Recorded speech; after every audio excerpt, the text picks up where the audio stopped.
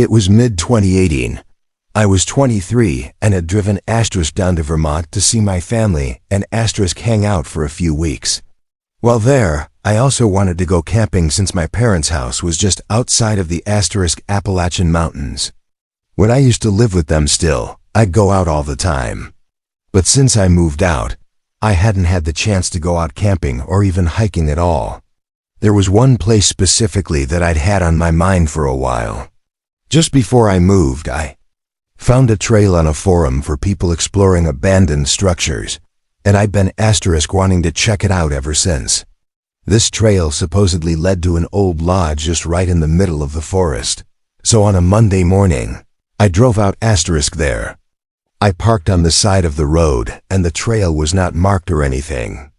This was clearly just some rough path made by random people, like me wanting to explore the abandoned lodge. It was very overgrown, though, so it looked like nobody had been down there in a while. The hike there took just under 2 hours, and while it was mostly flat, it was a pretty difficult walk because of all the weeds and bushes growing into the path. But regardless, I made it. Now my plan was to camp inside the lodge because why not? But I came prepared with a tent and everything in case it was completely destroyed or something. Good thing I did because it was clear from the outside that it definitely wasn't safe to camp in. Most of the roof was gone, caving into itself, and the logs it was made of were full of thick fines and mold. The door was wide open though, so I peeked my head inside and looked around. It smelled awful, and with all the decayed and destroyed parts everywhere, there wasn't much access to anything that I could look around. There was a door on the far end of the main hallway that looked intact, and I was trying to get to, but it was a bit too sketchy to get there, so I ended up just backing out. From there, I didn't have anything else planned. But with the sun already starting to set, I began looking around for a good place to set up camp. There really weren't many options, so I basically just walked 200 feet out from the lodge and cleared a small spot to put my tent. As the sun set, the darkness slowly covered the lodge in the distance until I could no longer see it, and all the forest sounds slowly turned into crickets in the warm crackle of the small campfire I built. I really wanted to stargaze, but the spot I was in had trees towering over me, blocking most of the view. Plus, it was partially cloudy. So I just sat there throwing sticks into the fire and thinking about whatever came to mind until I heard something. I don't really know how to describe it, but it was pretty loud, maybe like wood bowing or bending. And even though I couldn't see the lodge anymore, the sound came from right where I knew the lodge was sitting in the dark. It only lasted a few seconds, but it sent chills through me. Maybe it was just the old wood bending and creaking in the wind. Or maybe it was something else. I sat and listened for a while, like 30 minutes, without hearing anything else. It was only an hour or so into the night, but I knew if I didn't check on it now, I wouldn't be able to sleep later.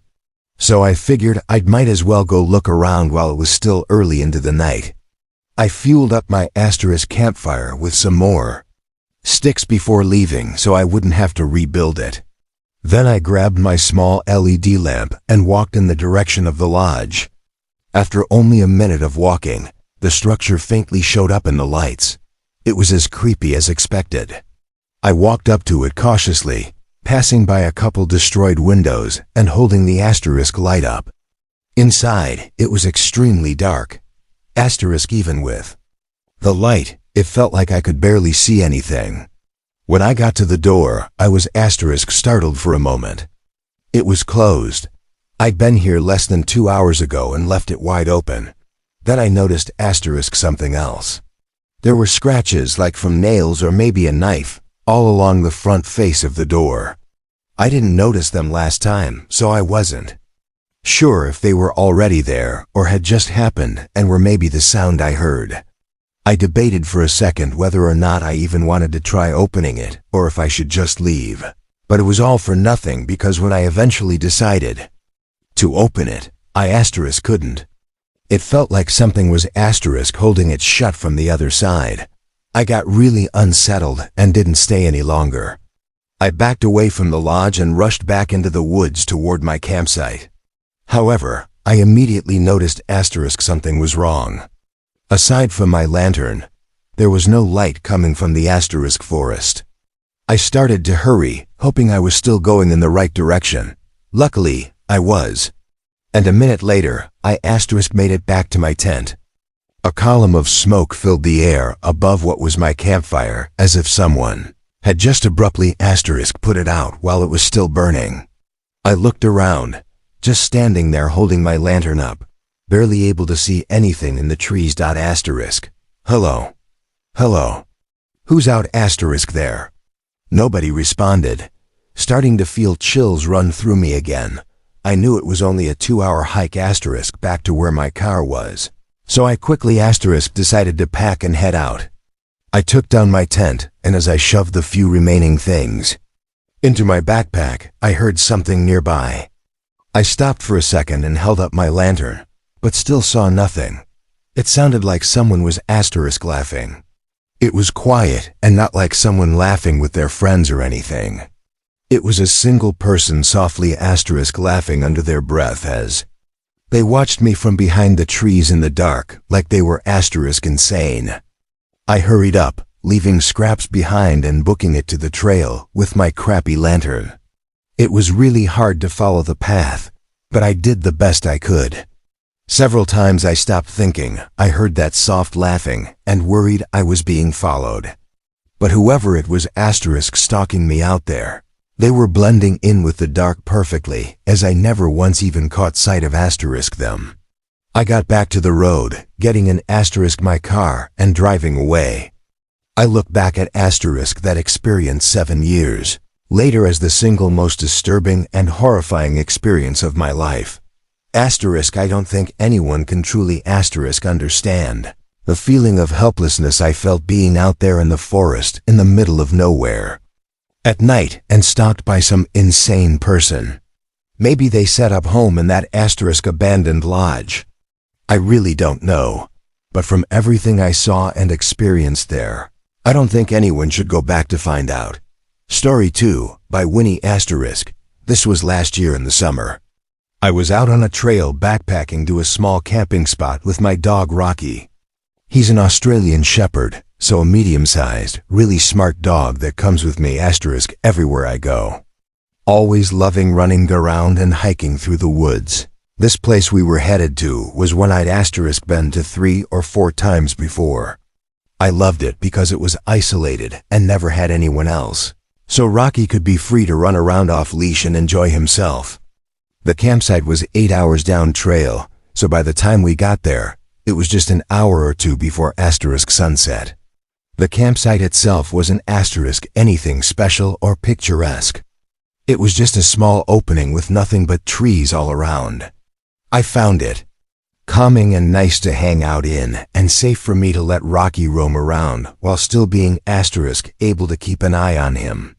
I tossed my pack down and started to set everything up, which is when Rocky usually does his little patrol around the campsite. I saw him sniffing around and go a little ways into the woods while I continued to put our tent up, then unpack the rest of the things into the inside of the tent. About 15 minutes after arriving, Rocky came back to the campsite, but he was acting strange. His tail was down and he came right up to me, then turned and faced the direction he just came from, looking out into the woods. I almost never see him act like this, unless there was a thunderstorm or something he was afraid of. I stood up and looked out where he came from, but saw nothing. I then checked him, making sure he didn't step on something and hurt himself, but he was completely fine, just anxious for some reason. It was pretty off-putting, especially from a smart and capable dog like Rocky was. I kept on the lookout as I finished setting up the camp and getting the campfire built. As I did, Rocky never left my side, not to explore or anything, just followed me around, and kept his eyes on the woods.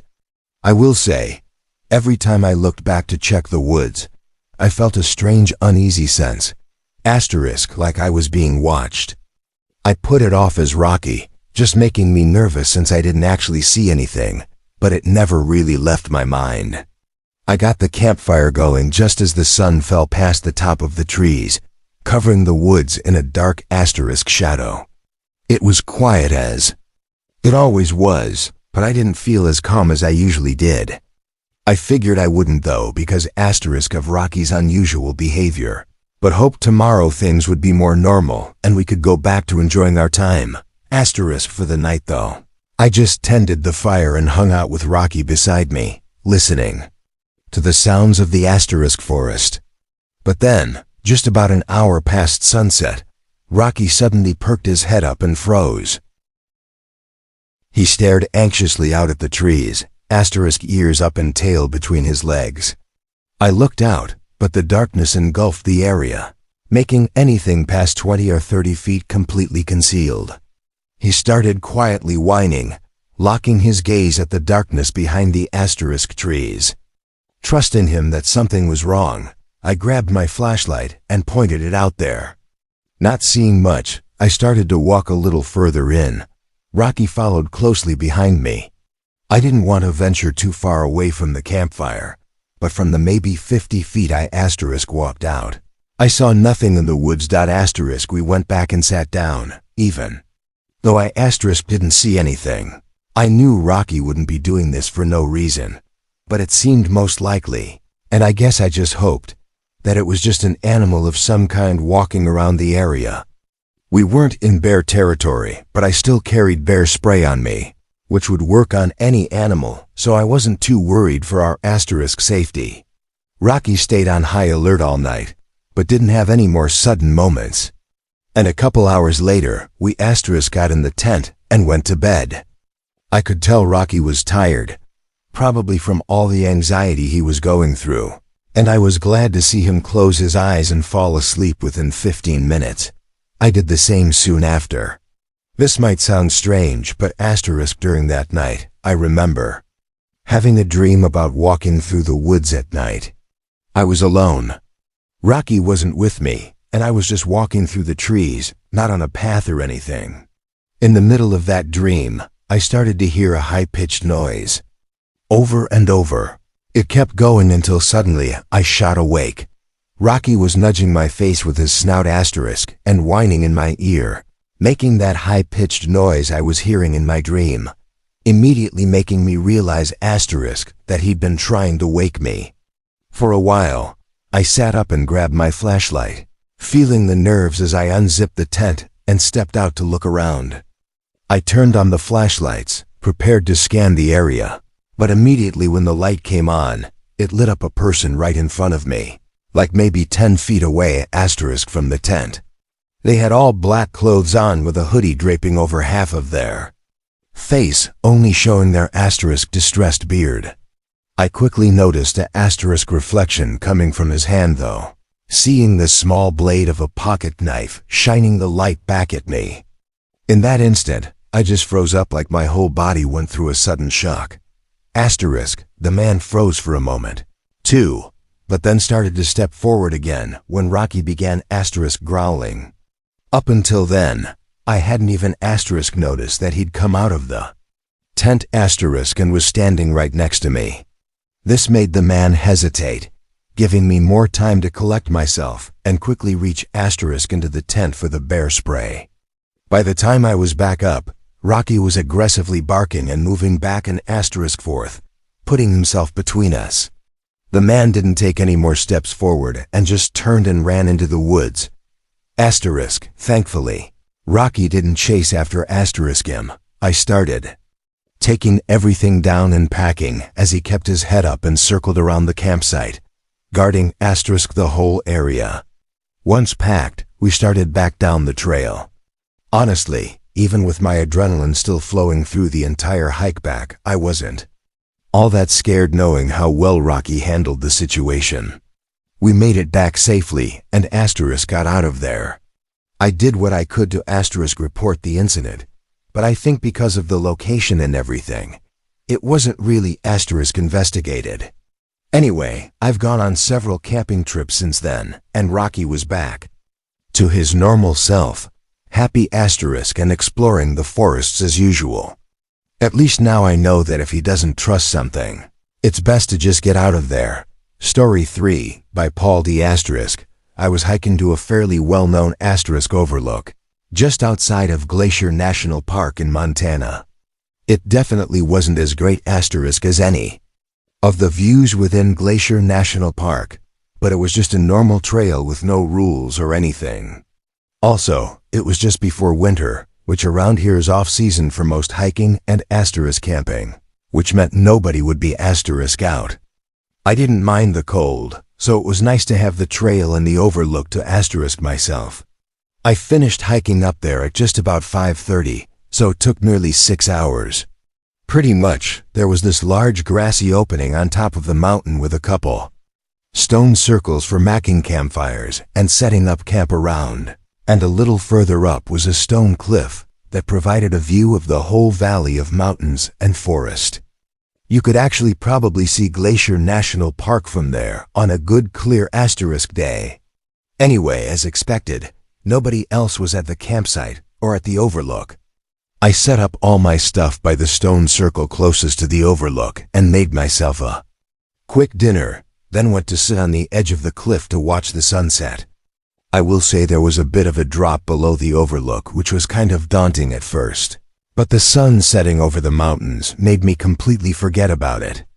I sat there and watched it for a whole 30 minutes until it passed the horizon and got dark asterisk outside. Feeling good, I got up and asterisk turned to walk back to my campsite, but almost jumped back when I saw a man standing right behind me in the bushes asterisk near the edge of the forest. He was asterisk looking right at me. But what made it really creepy was as soon as I saw him, he just turned around and left right asterisk away. I couldn't see much of him since it was pretty dark out and he was in the bushes. But the man had no backpack on asterisk, so I thought he must have gotten to the campsite just after me and set up his stuff already. From where I was on the overlook, I could really only see my setup and none of the other parts of the asterisk campsite. But when I got closer, I still asterisk didn't see anything else, and the way the guy went into the forest was not in the direction of the campsite either. I thought it was really weird, but went on with my night. I put some dry sticks asterisk into the stone circle and lit up a campfire, then set up my mini camping chair and sat by the fire. I didn't have asterisk much else to do that night. I honestly asterisk had no plan for this trip. I just wanted to come out here and relax all day and night and enjoy the forest. So that's what I tried to do. Several hours went by. I think it asterisk was getting to be around 11 p.m. when I heard footsteps somewhere in front of me. Of course, I couldn't see anything, but it sounded eerily like human footsteps, one after the other, not too asterisk far away in the woods. Pretty soon after hearing them, I called out asking if someone was out there. The footsteps asterisk stopped for a moment, like they hesitated and then began walking again, but whatever it was out there, they didn't respond. Even though it sounded exactly like human footsteps without being able to see them and without them responding, I had to believe that it was just an animal, like maybe a deer or something, because if it was a person, surely they'd respond, but also it made no sense for anyone to be walking around right now. Eventually, the steps faded out though. Another hour went by as I sat by asterisk the campfire. I didn't think the footsteps had me too nervous or scared, but they must have because I was still very awake, like definitely not able to sleep even though it was past midnight asterisk already. After a while, I knew I wasn't asterisk going to bed anytime soon, and I was getting bored, so I walked out to the overlook to see if maybe the stars were asterisk out. I left the fire going and got off, asterisk walking over to the cliff. The skies asterisk weren't too clear. However, the moon was shining down enough to cast a glowing light over the mountains and forest. The asterisk breeze was calming and quiet, moving across the valley. I stood there for maybe a minute before asterisk suddenly Multiple sticks snapped behind me, and a bush aggressively rustled. I spun around seeing that same man from earlier, but he didn't turn away this time. He moved through the bush and started quickly walking up to the overlook. I began asking what he was doing out here, but the guy just talked over me, holding this disturbing fake smile as he kept moving closer, saying random nonsense, and keeping from answering any of my questions, or even acknowledging anything that I said. The way he was coming at me was terrifying, and I tried to move to the side, but he was quick to get back in front of me. And suddenly, in the heat of the moment, I realized what was about to happen. He put his hands out and lunged at me, trying to push me over the ledge. Thank God I was prepared for it and had a stable footing, and I was a bit bigger than the guy, so I shoved him back and moved away from the cliff. As he stumbled, I tried to run back to the campsite, but he caught up pretty quick. This time, he didn't try to hide his intent. His face was horrifyingly angry and full of rage. I can't even imagine how lucky I was that this guy didn't have any form of weapon on him, because he definitely wouldn't have hesitated to use it. We wrangled around for maybe 30 seconds, but I kept getting the better of him. The guy was pretty skinny, like he hadn't eaten in a while, but he was just dead set on taking me down. After a few attempts, though, he was finally beaten enough to run away. I didn't even try chasing or keeping them pinned. Way out here, it just wasn't worth the risk. I got everything together, put on my headlamp, and left the campsite.